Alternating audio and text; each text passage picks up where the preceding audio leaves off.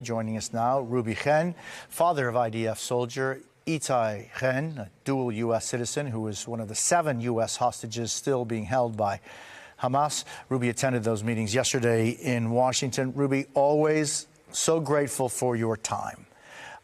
What were the meetings like for you yesterday? You know, Jose, I think the first time you and I spoke was after 50 days. And, then we did 100 and 200 and see, that's 405.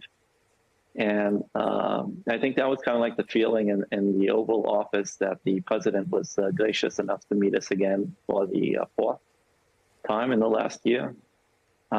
He himself said, it's okay for you guys to be mad at me because we had a mission to achieve to get the U.S. citizens out. That did not happen.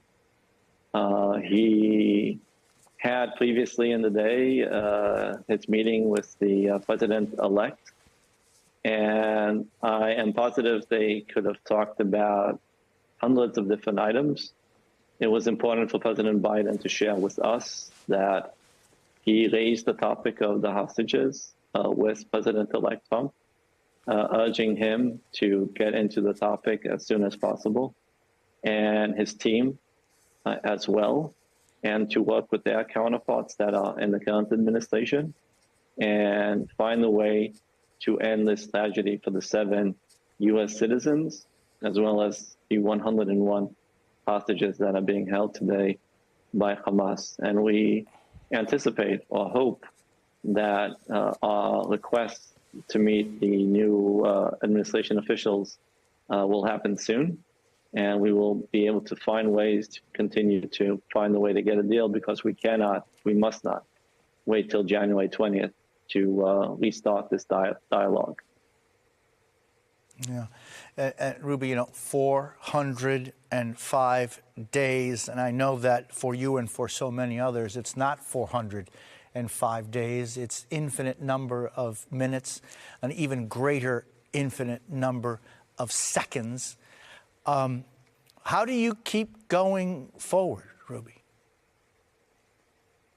It's difficult. Like, you see a functional human being in front of you and you say, well, this guy could keep on going for a while, but I'd like to share a family tragedy. Hagit, my wife's father, my father-in-law, acclaimed jet fighter in the IDF, led a quartet in the 1967 war, 1973 war. He celebrated his 80th birthday in September, and he passed away 2 weeks ago. And he died of sorrow, Jose. Like, people are not surviving.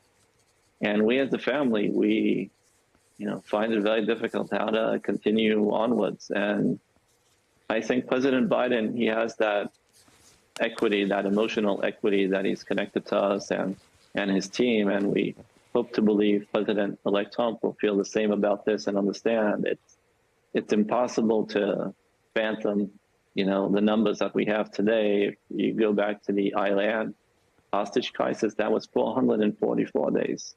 We're coming up to that number.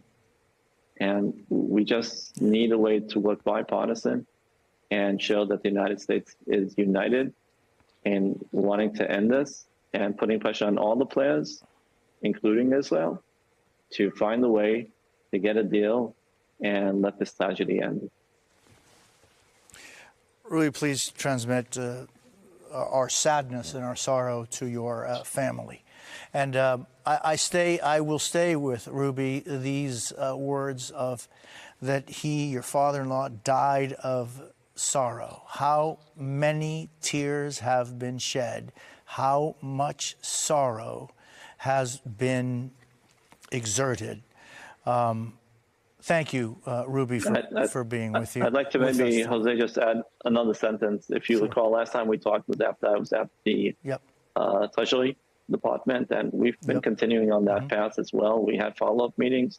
The international terrorist financial network is still intact, and Hamas, as well as other terrorist organizations, get money from those entities, from that network, and that must be stopped. And I would plead you and the other networks to continue to ask that question, that international financing network how do we kill it? How do we neutralize it? How do we stop these killings from happening? Because at the end, money is required, and we need to cut off those monies coming up.